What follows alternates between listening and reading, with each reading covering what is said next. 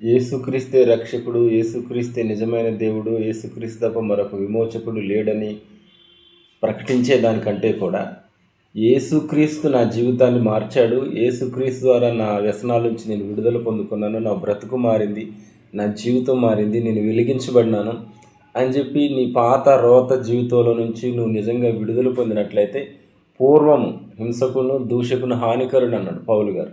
కాబట్టి పూర్వం ఎలాగ బ్రతికావు, క్రీస్తుని తెలుసుకున్న తర్వాత, క్రీస్తు దగ్గరకు వచ్చిన తర్వాత, నీ పాపములు ఒప్పుకొని సరి చేసుకున్న తర్వాత నువ్వు ఎలా మార్పు చెందావో, ఆ మారిన జీవితాన్ని సమాజానికి తెలియపరిస్తే అంతకంటే గొప్ప స్వార్థ ఇంకొక లేదు. కాబట్టి యేసుక్రీస్తే రక్షకుడు, యేసుక్రీస్తే దేవుడు, ఇంకొక దేవుడు లేడని చెప్పి ఇతరులని కించపరిచేలాగా ప్రసంగాలు చేసేదానికంటే కూడా యేసు దగ్గరకు నేను రావటం ద్వారా యేసే నా జీవితాన్ని మార్చాడని చెప్పి నిజంగా నీ జీవితంలో నువ్వు రక్షణ పొందిన అనుభవం నీకుంటే, పాతదైన పులిపిండి వదిలేసిన అనుభవం నీకున్నట్లయితే, ఆ 4 మాటలు నువ్వు చెప్పగలిగితే అది చాలా ఉపయోగకరంగా ఉంటుంది. కాబట్టి మనం ఆల్రెడీ క్రిస్మస్ సీజన్లో ఉన్నాం.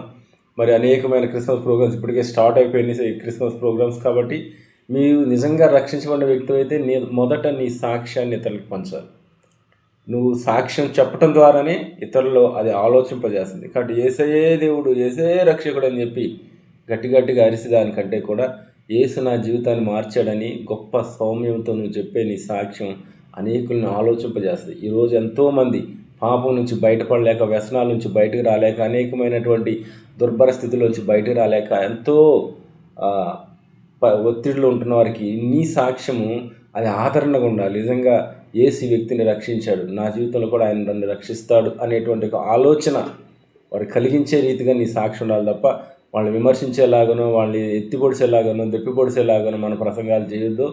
కాబట్టి దయచేసి క్రిస్మస్ సీజన్లో సహోదరులారా, దేవుని సేవకులారా, మీరు జ్ఞాపకం చేసుకోండి.